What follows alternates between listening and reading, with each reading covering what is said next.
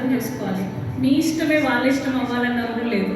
వాళ్ళ ఇష్టానికి మీరు తోడ్పడితే వాళ్ళు అనుకున్నది వాళ్ళు తొందరగా నెరవేర్చుకోగలుగుతారు.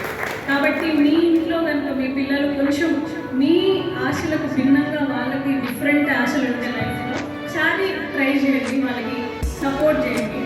ఇంట్లోనే సపోర్ట్ లేనప్పుడు బయట ఎవరు ఇవ్వలేదు. కాబట్టి ఇల్లు అనేది వాళ్ళకి ఒక సేఫ్ ప్లేస్గా ఉండాలి. మీతో ఏదైనా వచ్చి ఫ్రీగా చెప్పుకునేటట్టు ఉండాలి, మీతో వాళ్ళ ఆశలు చెప్పుకునేలాగా ఉండాలి. చిన్నదో పెద్దదో పోటీ పడేయకుండా పిల్లలు చెప్పేది కూడా ఒకసారి వినాలి.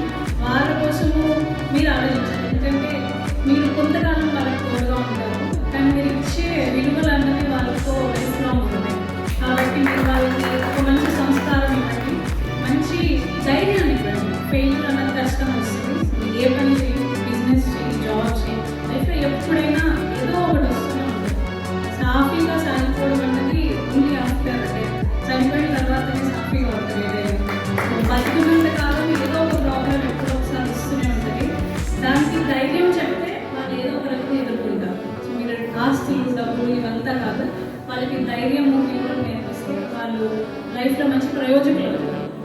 అండ్ ఈ టైంలో నన్ను ఇక్కడికి ఆహ్వానించి నా గురించి చాలా మంచి మాట చెప్పిన పెద్దలందరికీ, అలాగే ప్రత్యేకంగా మా మామయ్య గారికి అందరికీ నేను నా మనస్ఫూర్తిగా థ్యాంక్స్ చెప్పుకుంటున్నాను. అండ్ ఫైనల్లీ ఇక్కడ పెద్దలు నాకు కొంచెం మంచి మాటలు చెప్తారు.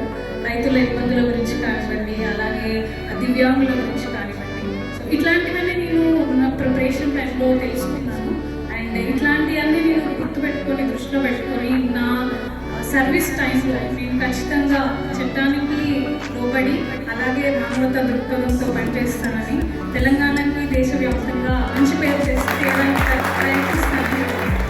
ఈ అవకాశం ఇచ్చిన అందరికీ నా